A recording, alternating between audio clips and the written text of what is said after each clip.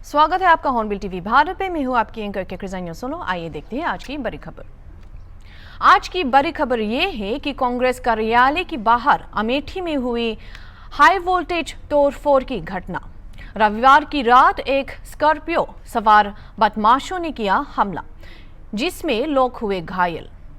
कांग्रेस ने आरोप लगाया बीजेपी पर और जवाब में चुनाव आयोग के पास की शिकायत, जिसके दौरान अपर पुलिस अधीक्षक फोर्स समेत अधिकारियों ने शुरू की जांच। तो आप सवाल ये उठता है कि क्या ये एक राजनीतिक षड्यंत्र था या वास्तविकता की करवाहट था? जानने के लिए हमारे साथ जुड़े रहिए, क्योंकि अभी हमारे साथ स्टूडियो में शामिल होंगे शिव कृपाल, हॉर्नबिल टीवी यूपी के राज्य प्रमुख, इस हादसे के बारे में और गहराई से बातचीत करने के लिए। शिव कृपाल जी शिव कृपाल, पहले तो आप हमें ये बताइए कि वहाँ का माहौल अभी कैसा है? वहाँ का वातावरण क्या अभी भी गर्म है? और जैसा कि एक राजनीतिक जो माहौल चल रहा है, इसमें ऐसी घटनाएं अगर जब भी घट जाती हैं किसी की तरफ से भी और किसी के ऊपर जब भी घटती है, तो उसका माहौल गर्म करने की एक कवायद सी हो गई है और कवायद रहती भी है। यही कारण है कि अमेठी में इस पूरे घटना को, जो गाड़ियों में तोड़फाड़ और मारपीट को लेकर अमेठी का माहौल गर्म है दोनों खेमों में, चाहे वो कांग्रेस हो या फिर बीजेपी हो। अभी अगर हम देखें तो लगातार उस पर पुलिस के यहाँ पहुंच के जो कांग्रेस के जो इनके नेता हैं एसपी हरेंद्र सिंह के यहाँ पहुंचे हैं लोग, और एसपी हरेंद्र सिंह वहाँ जो वहाँ अमेठी के एसपी है, उनके साथ पुलिस बल के साथ कांग्रेस कार्यालय के बाहर पहुंचकर लोग देख रहे हैं, जांच पड़ताल कर रहे हैं। अब देखना यह है कि इसका जो फायदा है कांग्रेस किस तरह से उठा पाती है और इसमें कितनी सत्यता है, ये तो पुलिस के जांच के बाद ही समझ में आएगा। लेकिन अभी फिलहाल जी कृपाल जी, क्या आप उन व्यक्तियों के बारे में अधिक विवरण प्रदान कर सकते हैं जिन्होंने कथित तौर पर कांग्रेस कार्यालय के बाहर बर्बरता को अंजाम दिया, जिसमें उनकी पहचान और संबद्धता भी शामिल है? क्या स्थिति नियंत्रण में है अभी वहां पर? तो हम तफसील से अगर इस घटना के बारे में बताएं तो आप ये कल देर शाम 11 बजे रात की एक घटना है, जहां गाड़ी में बैठे कुछ लोगों को बैठे थे, वहीं पे कुछ लोगों ने हमला किया। दरअसल केंद्रीय कार्यालय जो अमेठी का है, वहां पर जो अमेठी के प्रत्याशी हैं किशोरी लाल शर्मा, वो अपने कार्यकर्ताओं के साथ बैठक ले रहे थे। इसी बीच बाहर कुछ लोग आए और गाड़ियों को तोड़फाड़ शुरू कर दी। उसमें एक दो लोगों को चोटें भी आई हैं। कांग्रेस के जो पदाधिकारी हैं इसको देखकर बाहर आए। तब तक वहां से जो अराजक तत्व थे, जो एंटी सोशल एलिमेंट, वो जो काम किए थे वो भाग गए। सूचना मिलने पर जो जिला अध्यक्ष है प्रदीप सिंघल समेत कई कांग्रेसी नेता सड़क पर आ गए थे और वहां पर धरना और प्रदर्शन करते हुए एसपी हरेंद्र सिंह की अगुवाई में भारी पुलिस बल के साथ कार्यालय के बाहर पहुंच गए।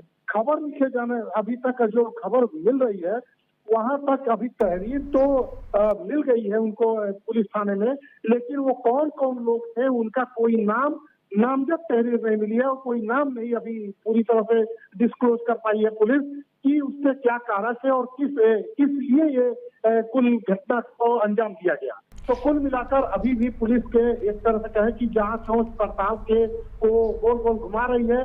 वहीं दूसरी तरफ उस जांच के खिलाफ लगातार कांग्रेसी नारेबाजी कर रहे हैं। उनका ये मानना है कि भाजपाइयों का जो करतूत है और भाजपाई लोग बौखलाए हुए हैं, उनके बौखलाहट की निशानी है। उधर भाजपा इन सारी बातों से अपने को पल्ला झाड़ते हुए इनकार कर रही है। जी, अगर हम हमले की बात करें तो हमले के लिए किन परिस्थितियों का सामना करना पड़ा? क्या क्षेत्र में कांग्रेस और भाजपा के बीच पहले से भी कोई संघर्ष या तनाव था, और अगर था तो किस मुद्दे पर था?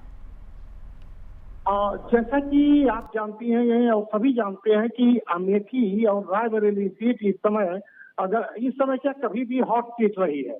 तो इस सीट पर जैसा कि पहले से ही वहाँ 2019 में स्मृति ईरानी जीत कर आई थी और इस बार भी स्मृति ईरानी ही, जो कि केंद्रीय मंत्री भी हैं, वो वहाँ से चुनाव लड़ रही थी।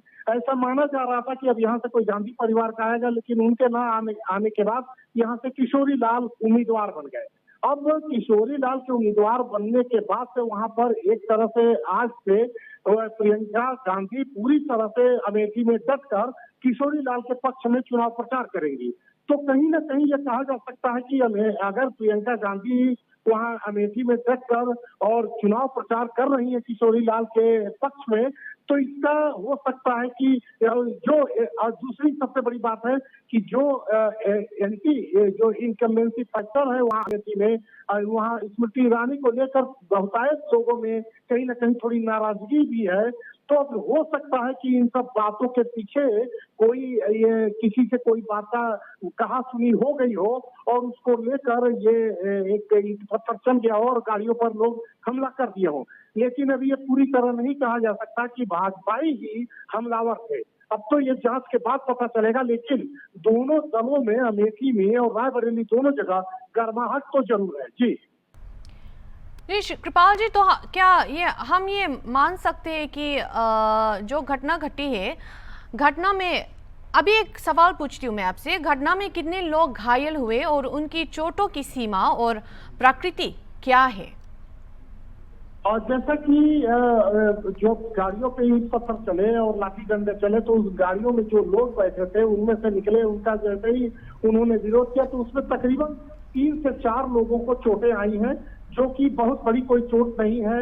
ना किसी का हाथ टूटा है, ना सर फूटा है, ना कोई ऐसे तरीके से वार हुआ है जिसको हम कह सकें कि बहुत बड़े तरीके से या बहुत बुरी तरीके से कोई घायल हुआ हो। हाँ, ये जरूर है कि उसमें से 3-4 लोग चोटिल हुए हैं और उसका उन्होंने मेडिकल बाकायदे करवा के पुलिस को तहरीर भी दे दिया है, जिसमें ये अभी तक जो जानकारी आ रही है उसमें से यही निकल के आ रही है कि बहुत बुरी तरह की कोई भी घायल नहीं है, हल्की फुल्की चोटें हैं। लेकिन जो रात में 11-12 बजे ये तकरार हुई और उन्होंने आरोप लगाया कि हम लोग जैसे ही निकले लोग भाग गए। तो अब जो लोग भाग गए ये नहीं समझ में अभी तक आया है कि वो लोग कौन थे। अभी तक अज्ञात में ही वो FIR दर्ज होने की बात हो रही है। जी अच्छा, तो शिव कृपाल, क्या गौरीगंज अमेठी में कांग्रेस कार्यकालय की आसपास हिंसा या राजनीतिक झपट की कोई पूर्व घटना हुई है? हाँ, अगर देखा जाए तो इसके पहले इस तरह की कोई घटना नहीं हुई थी। वो इसी बार देखा जा रहा है कि जो केंद्रीय कांग्रेस कार्यालय है वहाँ पे इस तरह का बड़ी शांतिपूर्ण तरीके से वहाँ जो प्रत्याशी किशोरी लाल शर्मा है वो अपने लोगों के साथ मीटिंग ले रहे थे। यहाँ इस तरह की कोई बात नहीं थी, लेकिन अचानक उस मीटिंग के दौरान ही जब वो मीटिंग ले रहे थे उसी दौरान रात में लगभग 11:30 साढ़े 11 बजे आपस में 2-4 लोगों में कहा सुनी हुई और उसको लेकर फिर गाड़ियों को तोड़ने फोड़ने की एक आवाज आने लगी। इसको देखकर जैसे ही कार्यालय से बाहर लोग निकले, वो जो हमलावर थे वो भाग खड़े हुए। तो कुल मिलाकर ये तो नहीं कहा जा सकता कि इसके पूर्व में ऐसी कोई घटना नहीं हुई थी, यह पहली बार हुई है। और इसके अभी तो ये जांच के बाद पता चलेगी कि आखिर इस घटना के पीछे का असल कारण क्या था। जी ये तो क्या हम ये मान सकते हैं कि ये घटना जो घटी है वो चुनाव को लेके ही घटी है? अभी इसको हम पूरी तरह से नहीं मान सकते, क्योंकि ये मान लेने में अभी थोड़ी जल्दबाजी होगी, क्योंकि अभी ये नहीं तय हो पाया है कि इस घटना के पीछे राजनीतिक कारण थे या कोई किसी और कारण से, किसी और वजह से ये घटना को अंजाम दिया गया। लेकिन एक मोटी तरीके से इतना तो हम कह ही सकते हैं कि आखिर केंद्रीय कार्यालय के बाहर हमला करने के पीछे के लिए उनकी और किस तरह की साजिश हो सकती है। तो कहीं ना कहीं इसको राजनीतिक रंग दिया ही जाएगा और राजनीतिक रूप से इसको लेना भी चाहिए, क्योंकि अगर किसी का पर्सनल कोई अटैक करना था, पर्सनल कोई दुश्मनी थी, तो उसको केंद्रीय कार्यालय में रात 11 बजे 12 बजे आकर हमला करने की आखिर क्या आवश्यकता पड़ गई। तो कहीं ना कहीं इसको इस बात पे नजरअंदाज नहीं किया जा सकता कि ये कहीं राजनीतिक कारण नहीं हो सकता है। हो भी सकता है कि ये राजनीतिक कारण हो, लेकिन ये सारी बातें तो पुलिस की जांच के बाद ही समझ में आएंगे कि वास्तविक कारण क्या था। जी जैसे कि आपने बोला शिव कृपाल जी कि अभी जांच चल रही है, घटना की जांच कराने और क्षेत्र में राजनीतिक कार्यकालों और कर्मियों की सुरक्षा सुनिश्चित कराने के लिए विशेष रूप से आगामी चुनावों को ध्यान में रखते हुए स्थानीय अधिकारियों द्वारा क्या कदम उठाई जा रही है इस मुद्दे को लेकर? जैसे ही इस घटना के बारे में पता चला और पुलिस को सूचना मिली, पुलिस के जो बड़े अधिकारी हैं, जिले के जो सुप्रिंटेंडेंट ऑफ पुलिस हैं हरेंद्र सिंह, उनकी अगुवाई में बहुत भारी पुलिस बल वहाँ केंद्रीय कार्यालय कांग्रेस के बाहर पहुंच गया तुरंत ही, घटना के तुरंत ही बाद। और घटना के बाद से वहाँ पुलिस बल तैनात भी कर दिया गया। तो अब कुल मिलाकर वहाँ की पूरी व्यवस्था को चाक चौबंद करने में एसपी हरेंद्र सिंह ने कोई कसर नहीं छोड़ी है। अब इस घटना को आगे, इसलिए ऐसी घटना की कोई पुनरावृत्ति न हो सके, इसको लेकर वहाँ भारी पुलिस बल दोनों तरफ तैनात कर दिया गया है। जो अब ये इस तरह की घटनाएं को अंजाम देने के लिहाज से पुलिस काफी चौकस दिख रही है। जी, जैसे कि हम देख सकते हैं कि ये एक तनावपूर्ण स्थिति पैदा कराते हैं, क्योंकि लोकसभा चुनाव अभी खत्म नहीं हुआ और तो इस बीच इससे बुरा परिणाम क्या हो सकता है और क्या इसकी कोई आशा की जा सकती है?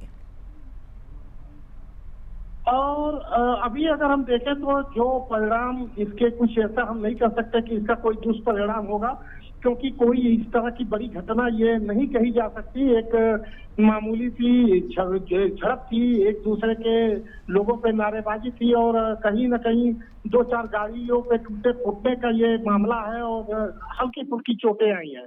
तो इसलिए ये नहीं कहा जा सकता कि इसका कोई बहुत बड़ा दुष्परिणाम होने वाला है। हाँ, ये जरूर है कि अगर इसको राजनीतिक रंग दिया जाएगा, खासकर कांग्रेसी अगर इसको राजनीतिक रंग देंगे, तो हो सकता है कि एक सिंपैथी वोट गेन करने की कोशिश हो सकती है कि कांग्रेस ये गेन कर सकते हैं कि इस एक सिंपैथी के रूप में।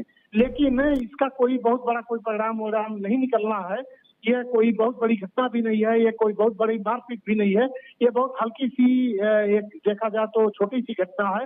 हाँ, ये जरूर है कि रात में 11 बजे अगर इस तरह की घटना होती है तो आगे चल के अगर ऐसी ही घटना की कोई पुनरावृत्ति होती है तो उसके बड़े दुष्परिणाम आ सकते हैं।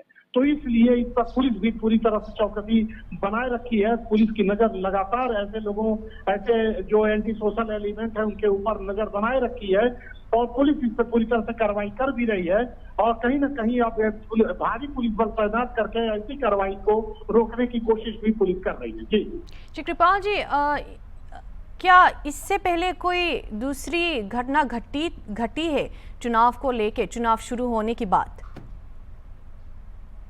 अगर हम देखें कि जो ये फर्स्ट फेज, सेकेंड फेज और या थर्ड फेज भी कल होने वाला है चुनाव, इन तीनों मतलब 2 चुनाव तो बीत चुके हैं और एक चुनाव कल होने वाला है, कल पोलिंग होगा। तो अभी तक कोई देखा जाए तो इस तरह की कोई बड़ी घटना सामने नहीं आई है कि चुनाव को लेकर कहीं पे कोई संघर्ष हुआ हो, कहीं चुनाव को लेकर कहीं पे कोई मारपीट बड़ी घटना हुई हो। तो इस तरह अभी फिलहाल उत्तर प्रदेश में इस तरह की कोई चीज अभी देखने को नहीं आई है, क्योंकि दोनों फेज के चुनाव बड़े शांतिपूर्ण तरीके से निपट गए और कल जो एक थर्ड फेज का चुनाव होना है कल, उसको लेकर भी जो देखा जाए कानून व्यवस्था पूरी तरह से चुस्त दुरुस्त है। जितने निर्वाचन अधिकारी अपने अपने कर्तव्यों का पूरी तरह से निर्वहन कर रहे हैं, तमाम अर्धसैनिक बल और पीएससी बल और पुलिस तैनात कर दी गई है। तमाम ऐसे जो इस तरह के जो क्षेत्र पाए जाते हैं, जो भी इस तरह के लोग हैं, उन पर भी कार्रवाई की गई है। तमाम असलहे और सारी चीजें जब्त कर ली गई है पुलिस द्वारा। तो कुल मिलाकर अभी तक कोई ऐसी घटना नहीं हुई है जिसके बारे में कहा जा सके कि उत्तर प्रदेश में चुनाव के दौरान कोई बड़ी हिंसा या कोई बड़ी घटना हुई। जी कृपाल जी, तो इस मामले को लेके पुलिस का क्या कहना है?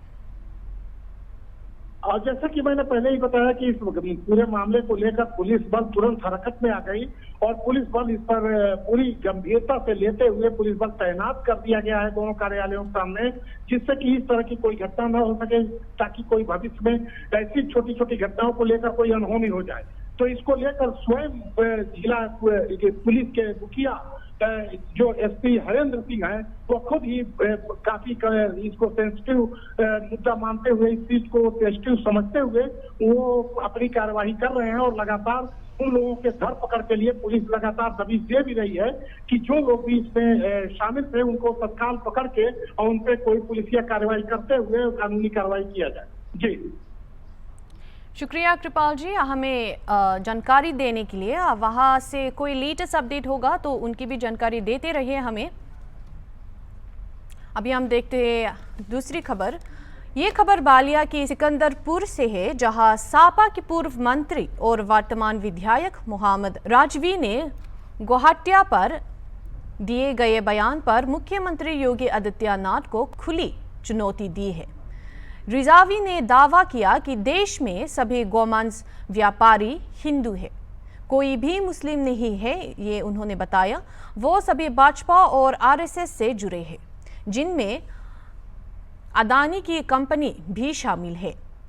इसके अलावा उन्होंने आदित्यनाथ को चुनौती दी कि अगर वो सच्चे सांड है तो बीफ कंपनियों के खिलाफ कार्रवाई करें। वैक्सीन के दाम में कैसे वसूला गया चंदा वैक्सीन कंपनी से, और जो ये जोगी जी का रोज भाषण आ रहा है, हम गौ हत्या बंद करेंगे, क्यों नहीं बंद कर रहे हो? सारी बीफ की कंपनियां भारतीय जनता पार्टी और आरएसएस के लोगों के पास है, और तुमने 250 करोड़ रुपया लिया उससे। मैं पत्रकार साथी आए बलिया से, मैं कहूंगा इसको छापो। जोगी जी अगर तुम्हारे अंदर पुरुषार्थ है, जोगी जी अगर तुम्हारे अंदर पुरुषार्थ है और तुम असली साधु हो, बीफ कंपनियों को तत्काल बंद करके उस पर कार्रवाई करो और उसका नाम घोषित करो। मैं चैलेंज देना चाहता हूं, ये जितनी बीफ कंपनी है जो गाय का कारोबार करती है, वो सब आरएसएस के लोग हैं और भाजपा के लोग। एक भी मुसलमान नहीं है, केवल बीफ कंपनी का नाम अल अकबर, अल जिहाद और फलाना ये नाम रख करके ब्लैकमेल किया जा रहा है।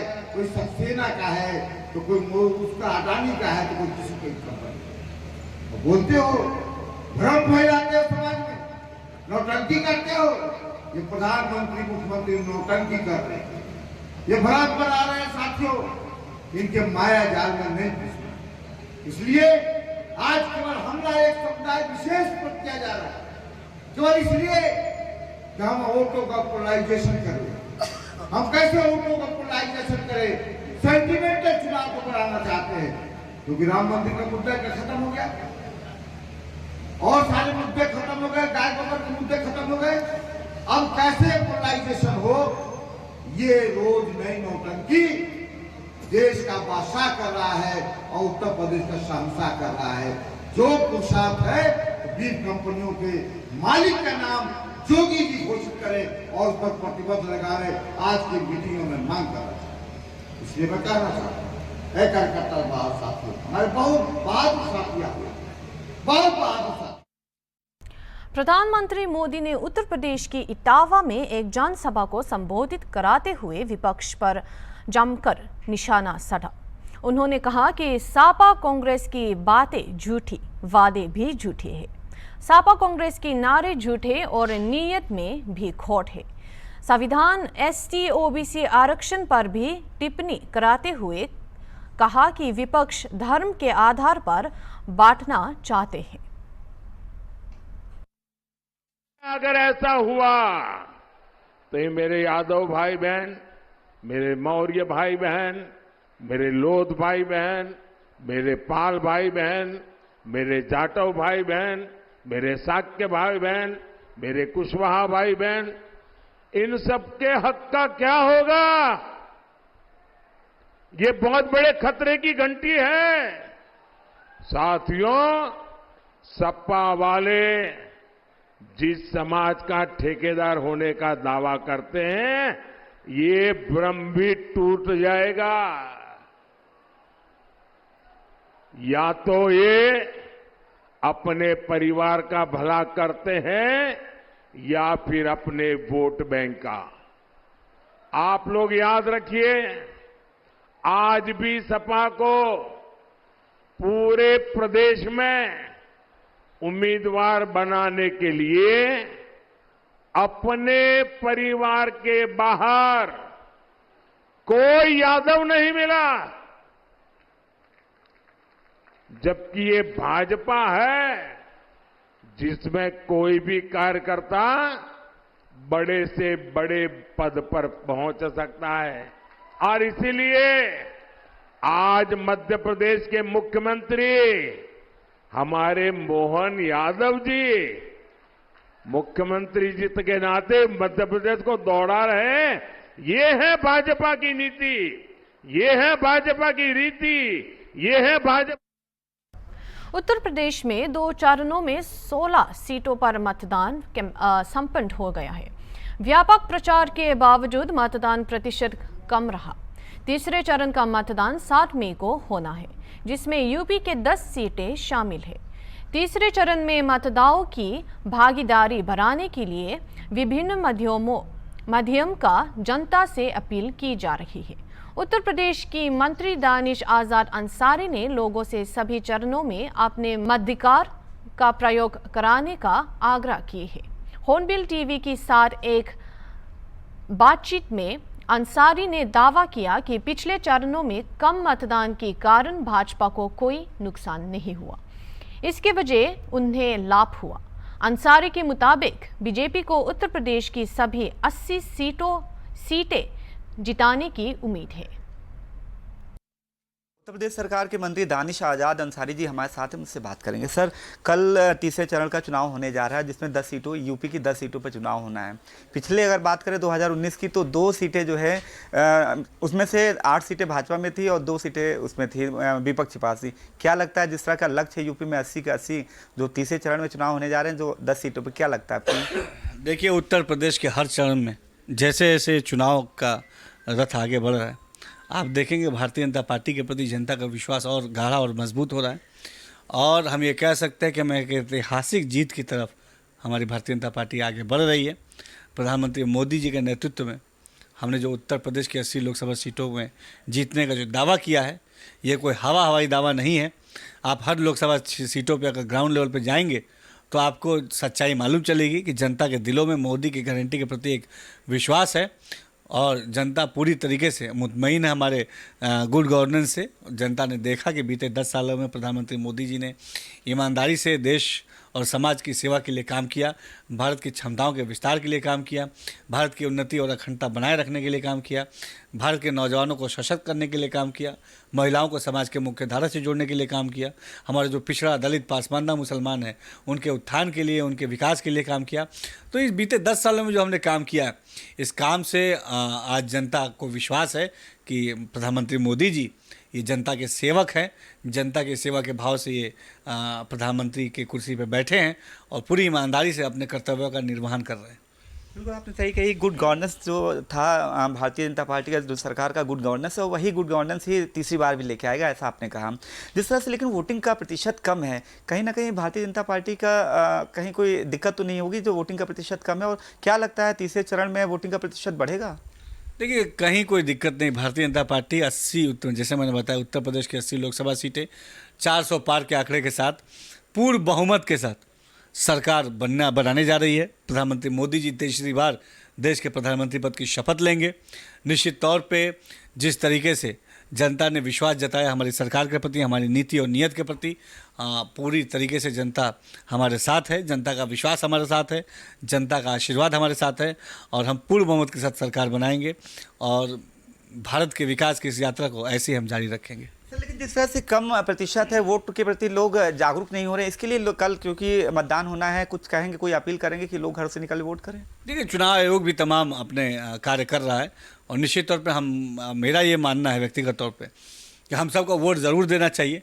इस लोकतंत्र के महापर्व में हम सबको शरीक होना चाहिए। वोट जो है ये हमारा संवैधानिक अधिकार है, ये हमारी ताकत है। अपनी वोट की ताकत को हम सबको पहचानना चाहिए। ये वोट तय करता है कि आने वाले 5 सालों में हमारा समाज किस दिशा में आगे बढ़ेगा, समाज की क्या दशा हो, ये हम सुनिश्चित करता है हमारा वोट और हम सबको निश्चित तौर पर वोट जरूर करना चाहिए। जाहिर सी बात है, जो भारतीय जनता पार्टी का गुड गवर्नेंस का जो नीति रही, उसी नीति के तहत भारतीय जनता पार्टी की केंद्र में एक बार फिर सरकार आएगी।